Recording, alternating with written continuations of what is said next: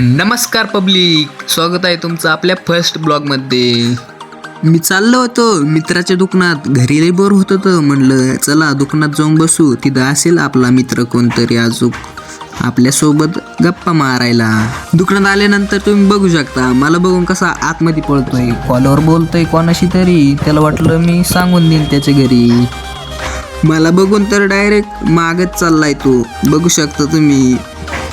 मी दुकानात आलेलो आहे हे ओमला कळलं होतं, त्यामुळं ओम पण लगेच घरून आला फास्टमध्ये आणि आपल्या ब्लॉगमध्ये इशारा करतो. स्वप्नील शेट्टी इकडं किरण आला होता, किराणाला येत होता. मग मी केलं 40 रुपये पेमेंट आणि त्याला म्हणलं दे लवकर फास्टमध्ये आम्हाला स्टिंग.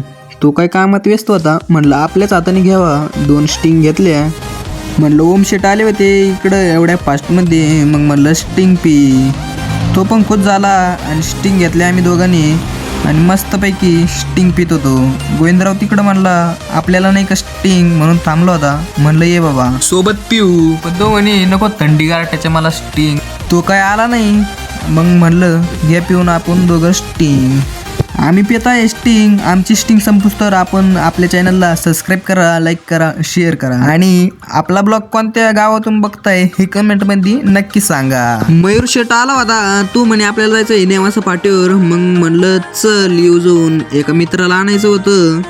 0 मिनिटात आम्ही 120-300 नेवासा पाटीवर पोहोचलो, पण इथं खूप ट्रॅफिक होती. आम्ही आलो हिरामोती पान शॉपवर.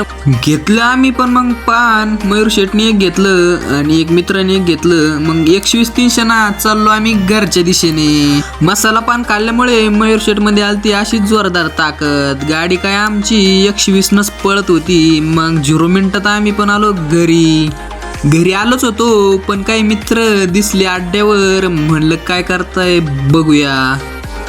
इथे आलो होतो, पण हा एकटा काय विचार करतोय साईडला काय कळना. वैभव शेट काय डायलॉग आणतो चला ऐकूया.